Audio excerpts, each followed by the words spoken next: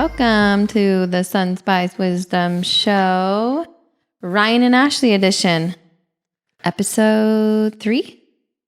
This is the third Ryan and Ashley in bed, yes. For some reason, I'm very concerned that the audio levels aren't going to be good. I know they're good. Why are you even telling people that? Because remember what you said the first time? Screams. The first time that The first time that we talked, you're like, what Ryan does when he's nervous being on camera is he starts explaining everything technical to you. Yeah. But And even then though I just look and I'm like, totally, honey. I know I'm right there with you. I totally understand what you're saying. Do you appreciate that about me? That you know? Yes. Oh, that I know. No, that's not what I meant. I meant that like I'm neurotic sometimes. I mean, I feel like we all have our own little neuroses that. So I want to start this out with the. You're wearing my shirt? Yeah, I'm wearing a Flutter shirt. So for anyone that doesn't know, Flutter was Ashley's dating app. Yeah, it was a techie for a minute. That's how we met. Yeah. And I got this shirt. I don't even remember where I got it. That was our second round of shirts. Our first ones were better, huh? I mean, this is catchy because it was very like... Because it has a cute little heart. Silicon Valley, like, I'm an app. I have a tech company. Our other one was better. Okay. Because that one doesn't say vulnerability is sexy. I have no idea what it says on the back. I just like the around, heart. Let me see. It says, be in the moment. Oh, yeah. That's one of those vague statements that ends up happening when you're not sure what you are. So vulnerability is sexy was my thing. And then Justin was like, you know, when he decided it was a social app, then be in the moment was his thing. Somehow I think we're going to be able to bridge the fact that your app was a social app. It just went downhill from there. Instead of a dating app. Yeah. And today we want to talk a little bit about maybe people not dating the right people. People not dating the right people. That's like a classic one. I arguably procreated with the wrong person. I don't think it's arguable. She doesn't mean me. No. But that's actually not the reason why. No, we actually want to talk about the hormonal reactions we have that draws us together, right. Potentially. Smelliness. So something I learned my freshman year. Ryan rarely wears deodorant. No, I don't wear deodorant anymore. I haven't worn deodorant in 6 months. That's amazing. Sometimes I smell terrible. But it's only if you know you've like drank too much or eaten something bad or really stressed out. Those are like the 3 things that will like tell you. So your smell will tell you. This is a way we can dive into pheromones, which is I've come to telling Ashley the fact that I don't wear deodorant means I can literally smell myself and know where I am. Am I sick? Too stressed? Like Ashley said, maybe I ate stuff that's horrible for me. I swear I can now just like sniff my armpits and know. And that's disgusting. Too much information. But there's a lot of power to the smell of the body. And one of the things that is really powerful, that is the point that I was trying to get to, is that the smell of your body has a lot to do with who's attracted to you. Mm-hmm. And my freshman year of college, which was the first thing to get back to that, my freshman year of college, I took a class, maybe it was sophomore year, it doesn't matter, about human sexuality. And it was like an evolutional biology. I'm probably saying that specific type of biology wrong. You sound smart. But it was a scientific look at why we're attracted to each other, why we mate with certain people. It dove into the fact that at different times of the month, for example, women have proven to have different attractions to different men, and that's connected to ovulation. And this is where I was very attracted to you 9 days ago. Yeah, when we took that ovulation test the next time. Okay, so, but this is the point I was trying to get to, that in that class, I learned that women on birth control flip that attraction. Yeah. And so and I'm sure, again, not a scientist, somebody can tell me I'm wrong. This is what I've read multiple times now, that when you're on hormonal birth control, it will tell you to be attracted to pheromones that you wouldn't otherwise be attracted to. And there's a fear amongst some scientists that this has led to couple pairing with incorrect people. Because if you didn't and then making a baby with you could argue maybe the wrong person. Interesting. Has there been a lot of like data to back that up, or is this all kind of? I mean, it's probably all anecdotal, but no, there's been study. So the main study that gets referenced, and I don't know if they've repeated it or whatever, right? But the main study that gets referenced was men wear a t-shirt for some period of time. And then like they give it to women, and then the women decide whether it's an attractive man, which first of all feels to me like, if somebody pitched that to me, I'm like, that's kind of a barbaric way to do it. Like, it feels very animal, but I love it for that. Yeah. It's just like, does this human resin attract you? But pheromones totally do matter. I mean, I mean, there's been plenty of times where I've sat next to someone and I've been like, you smell nice, you know? Recently? And plenty of times. Do I have anything to worry about? I was actually thinking about women mostly, but you know, like I can smell a healthy woman. I know. And maybe part of it is because I'm a woman. That's interesting. So I feel like you were the first person. I can also smell a sick person, but I started doing that. Yeah. I actually think I think kids actually maybe intuitively did it, because I remember being like 3 years old sitting in church and this woman sitting next to me, and it was like, she had this like the old perfume on that like covered her stench. Yeah. With, you know, and then she would like breathe on me to like ask me a question or like tell me to pay attention. And I wanted to vomit in my mouth because it was so horrible. I look, you know, she was overweight. She was, you know, I mean, a big heavy set woman. You could tell she was having a hard time breathing because everything was like, and I remember looking at her being like,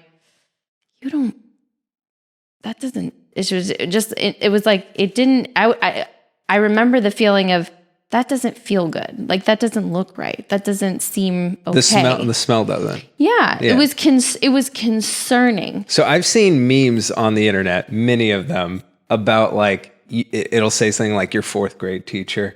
And then it's just like somebody lurching over you, and there's just like green breath coming out of them. Cause I have memories like that. I think everyone does. Yeah. And this ties back to, again, the power of smell and the fact that, you know, to go a little off topic from birth control, to the fact that we spend a lot of time covering it.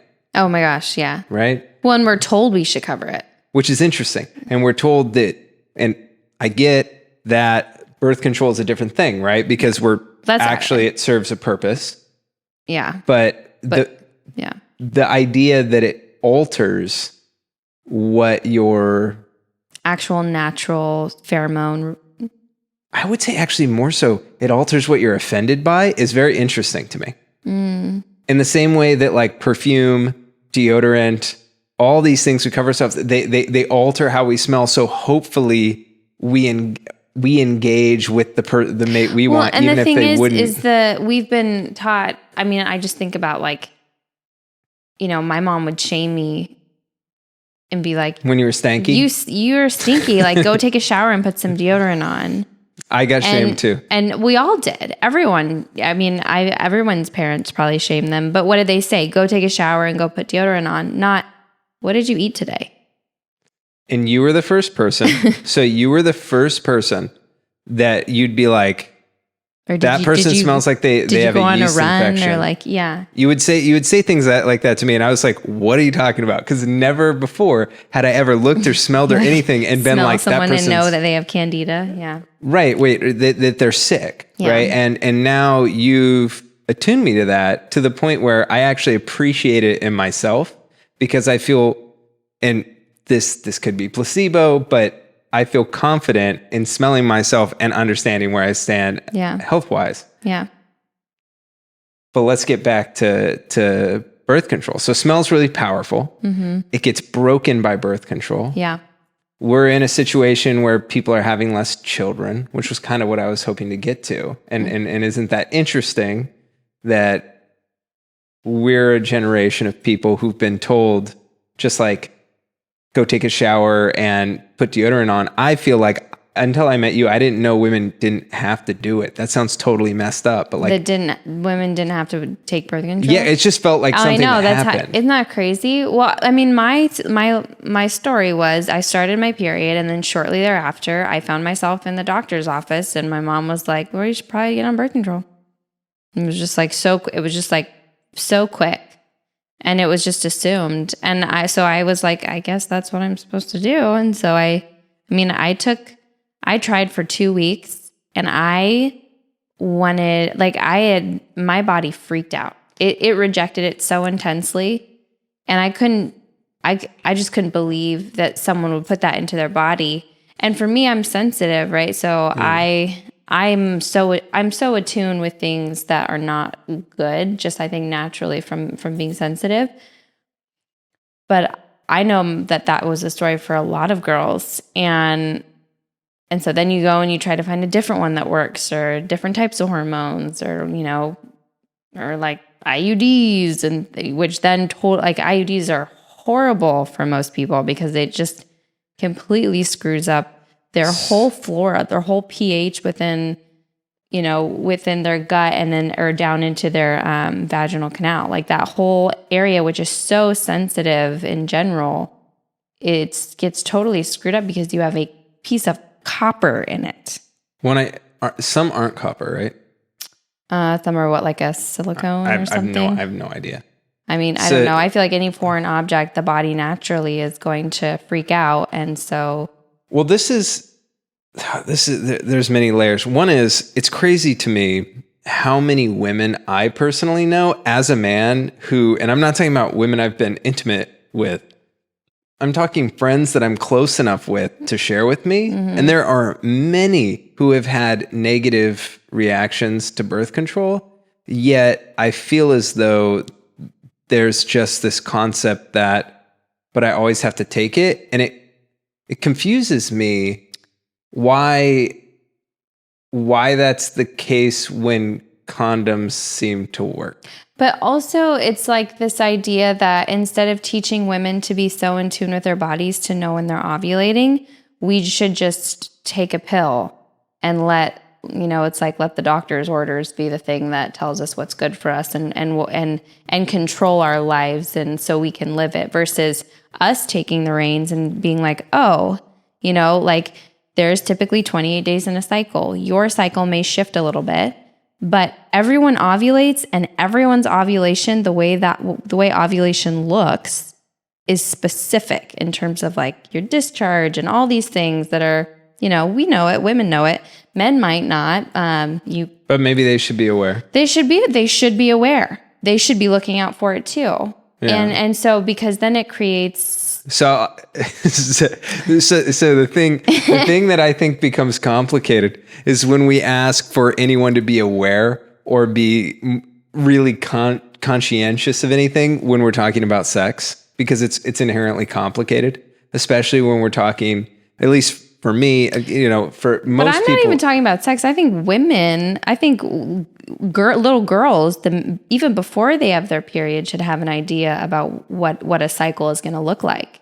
I mean, God, if someone sat me down and prepared me for that and then told me that, like, hey, this is what creates babies, so you should probably really understand it and understand that every single month there's a chance for you to create a baby, and just know it, So what's crazy to me is, like, I had, I recall having many years of like sex ed in school from 8th grade, I think, until 12th grade. They just scare you. No, I don't remember learning useful things. Right. I remember they showed us this horrible documentary of I saw many of these. Susan, who contracted AIDS because she had a good old time in Cabo San Lucas and met, Alfonso, and they had a grand old time until she went home and then realized what happened.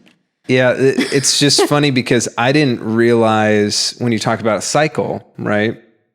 Until being with you, I'd never, even though I'd had long-term relationships, really talked about their cycle with them. Mm. And you're also, I think the first woman I've been in a long-term relationship with who wasn't on birth control. Oh, yeah. So I wonder if there's an element of when we make choices that do change our body, we kind of just lose track of them. It just kind of becomes this blur, right? It's not questioned whether or not you shouldn't have eaten what you ate when you stink, right? And instead it's just like, put on deodorant, put on perfume. And instead of asking a question of like, are you being aware of your body, of your cycle? We're just like, we figured out a solution. Yeah. We fixed it. Yeah. Yeah. We love to just solve every single problem that we possibly can. Well, we unintentionally often create other problems, which was what actually interested me in this conversation with you, was talking about this idea that this pursuit of protecting ourselves from having kids we don't want, however we want to say it, but the use of hormonal birth control leads to your body being tricked into being physically attractive to, at least from a biological sense, the incorrect partner. Yeah. So isn't it something like you're attracted to someone with less testosterone or something? I feel like. So it is, I believe, and this is where I'm going to get like way over my skis. Yeah. Okay. But I believe it's correlated to testosterone. I don't know how much that was tested. I don't know if the end of the test was, these people are extra stanky and the girls liked them. I don't know with the shirt test. Yeah. But what I've read is that there is a shift towards a more, let's say, masculine in a traditional sense man during ovulation, and the more stable. I don't like this term, but people use the term beta, right? I think it's overused and rather silly. Yeah. But it does make sense that we're animals, and animals have certain desires at certain times. And frankly, it could just be the biology being like, this is my best chance to procreate. But that makes sense too, because there's certain times of the month where it's like, you'll come up to me and I'm like, because I'm all like, I just don't. Well, it's like where I'm at in my cycle is like, I don't want that. Well, and it's always changing. So you're always trying to like figure out, okay, like every man knows the story. Do I need to be soft and gentle? Do I need to back away? Do I need to be real like fierce with her? Like, how am I supposed to serve her today? I have had you in the past tell me that I was being too rough with you, and I don't mean in sex. I mean just in like general. Scratching my back. Yeah, like you'll scratch my back just like you would regular scratch, and I'll think I'm like, it hurts so bad, and then another time I'm like, can you scratch harder? It's really hard, and I think that this is another one of those cliches that so many men have said, but it's just not knowing what is needed. Yeah. And that does, again, go back to this idea of women being on a cycle, different moment. And has anyone ever asked if men are men just not on a cycle? Interesting. I never thought about it until this very moment. I'd be curious to know how your testosterone levels shift if there is some sort of change that happens. I feel like it would have been talked about. Okay, so but if you know, let us know, please. I don't know if I'm on a cycle. I would love to know. It would help me predict when I'll be depressed and when I'll be stoked on life. I feel like you're on like a weekly cycle. Yeah, I don't know that I have intense, to be more. It's different. So There's definitely a cycle to you though. You should map it. I should map it. I should write it down. Yeah.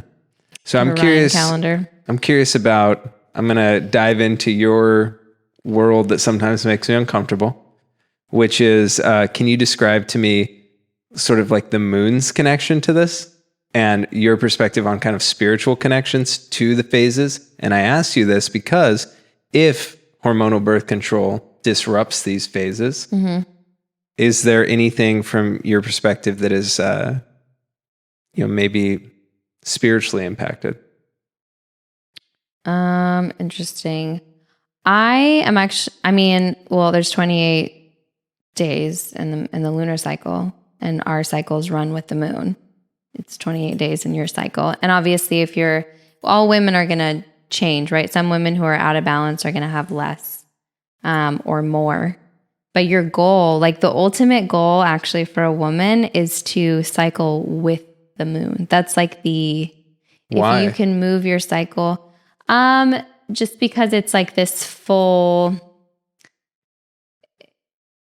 I mean, I haven't ever been able to cycle with the moon, so I don't know what the experience is. But from like from a spiritual woman who's very like, you would say enlightened, that's like the. But why the moon? The moon is the most baffling thing to me. I don't understand the moon.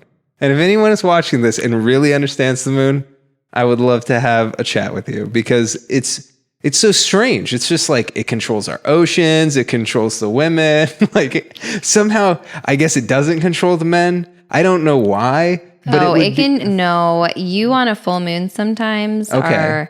I know. And then I'll say something and then you giggle at me. Okay, like so I'm it's actually crazy. just my lack of insight. Yeah. I appreciate your honesty. Honestly, it's not like I've sat and like really studied. Actually, there was one time I got really stoned and I studied the moon, but I don't recall it all but I was listening. So we are the experts. I found it fascinating. We're the experts. How much it's always changing, and how it's, like the sun cycles in like a full year, right?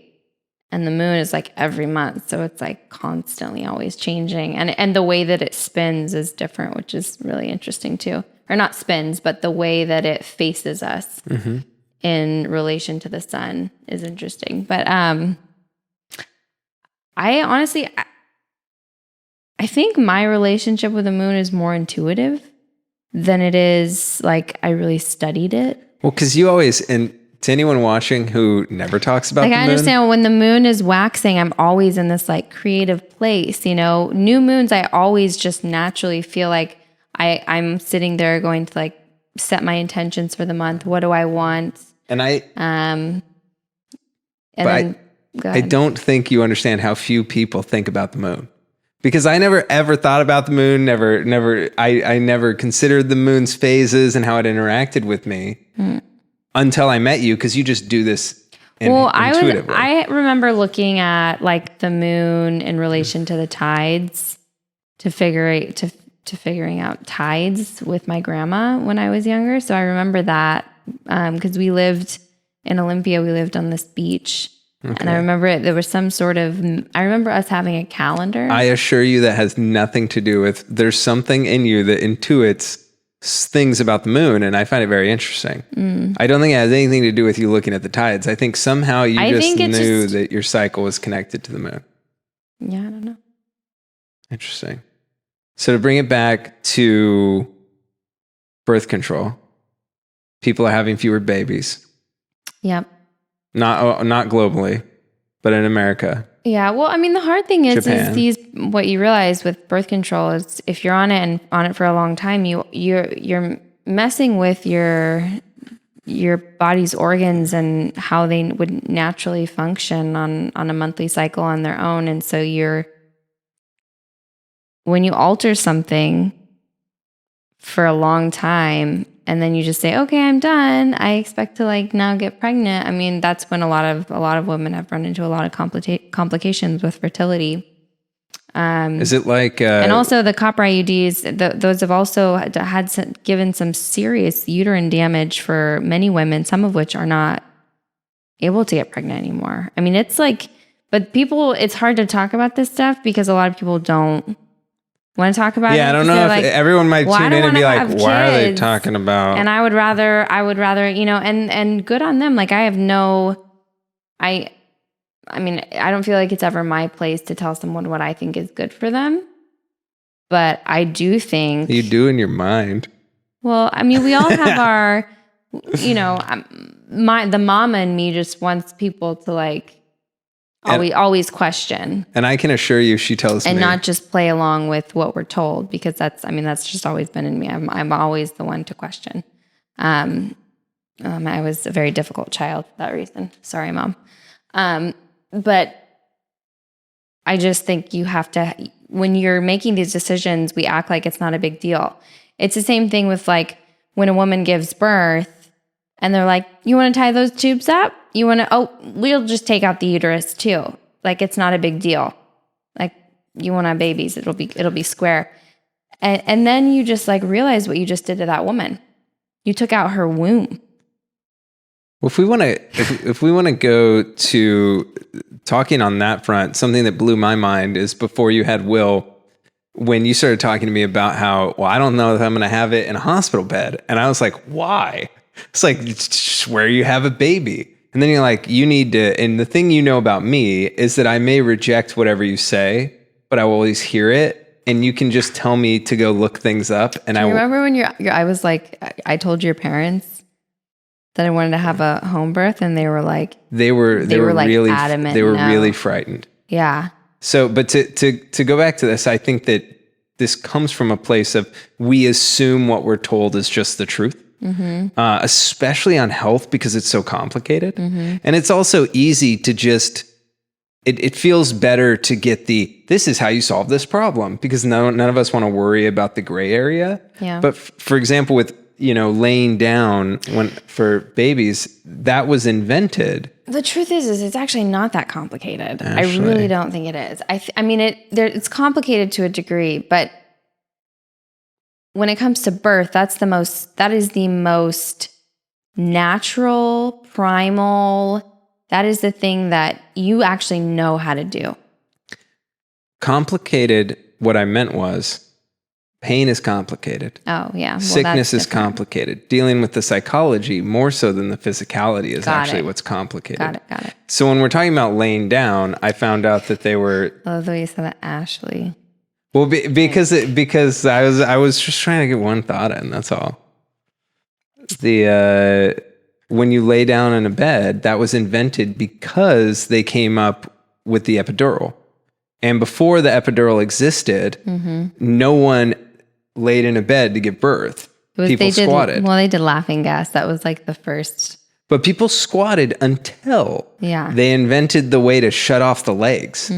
And somehow, and I think that was in the 30s, but somehow we've completely forgotten that for ages and ages and ages and ages, humans just squatted for babies.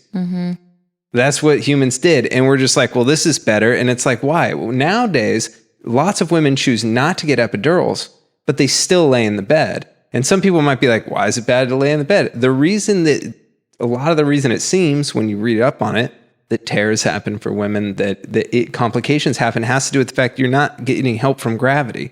So you have to push with a lot more force, and it causes issues. When I read that, I'm like, we're all nuts. Like literally,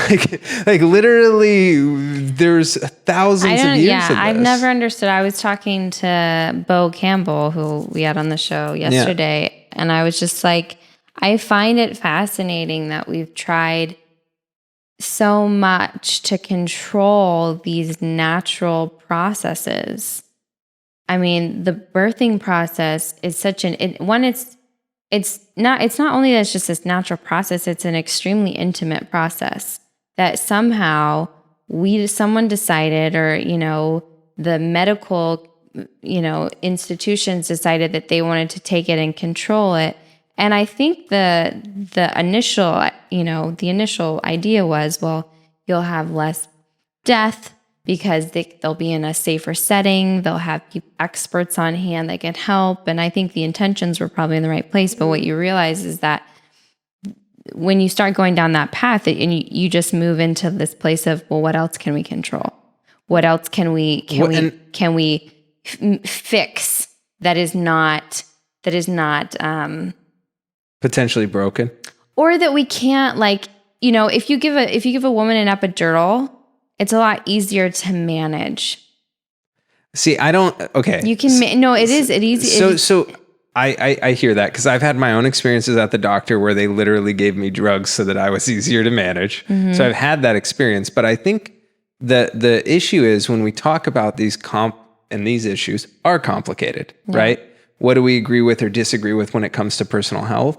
And almost all of them, I can't think of any that don't start from a good place. Yeah. I assure you that there were just all these women who the pain of birth was to a degree that even though I'll never experience it. I have no idea how bad it is. I've heard your moans, but some women, I'm sure, just said, I'll never have a baby again, or I'll never have a baby because of all the pain. So some scientist, doctor folks went, well, we're going to solve that, right? So it starts good. Yeah, well, I'm very much like, pain is your biggest teacher. It's there for a reason.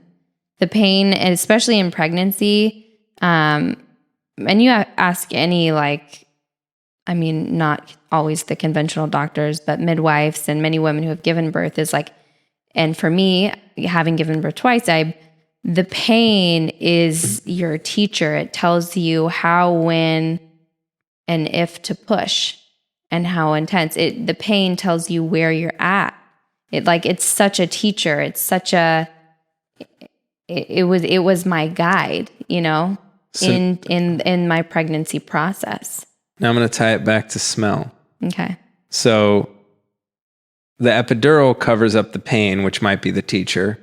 The deodorant covers up the smell, which might be the teacher. Mm-hmm. And other things we do, like hormonal birth control, can switch which smells we like. Yeah. And this is so smart. Well, and this is something, because I forget who I was listening to, but there's this person who wrote a book about how, like, this whole movement of things being more natural is kind of BS because of all the things we've created that have made the world better, which I think is an accurate way to poke a hole in all that we're saying. But at the same time, my perspective is we've made so many things that are amazing that we potentially overvalue how many we should make. So instead of like you're saying, consider that this is important and ask ourselves, like, do we really need this? Mm-hmm. We just go, oh, something new. I like that. That fixed this very, very small problem that sometimes annoyed me. I get that that's different. And certain things are like very big problems, right? Like fear of pregnancy for certain women. Yeah. But no, and I mean, having had this conversation, I definitely think there are times where,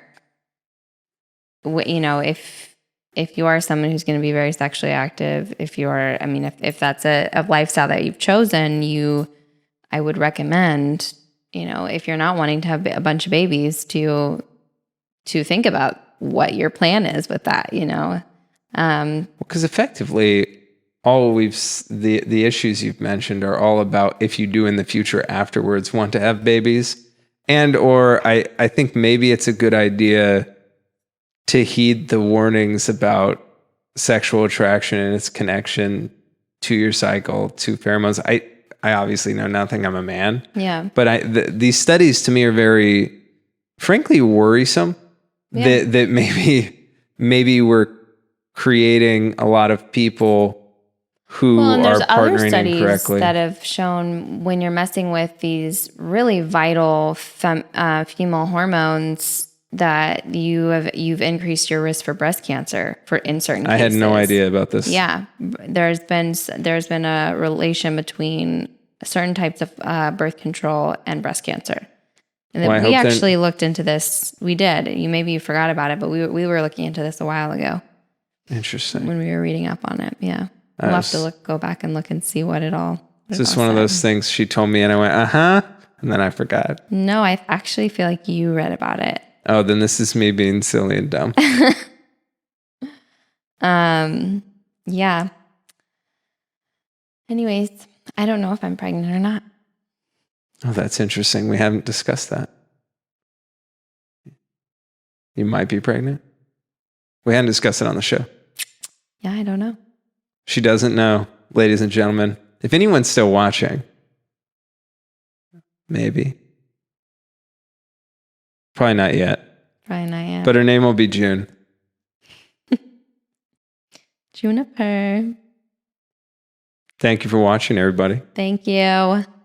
Have a lovely night. Good night. Mwah.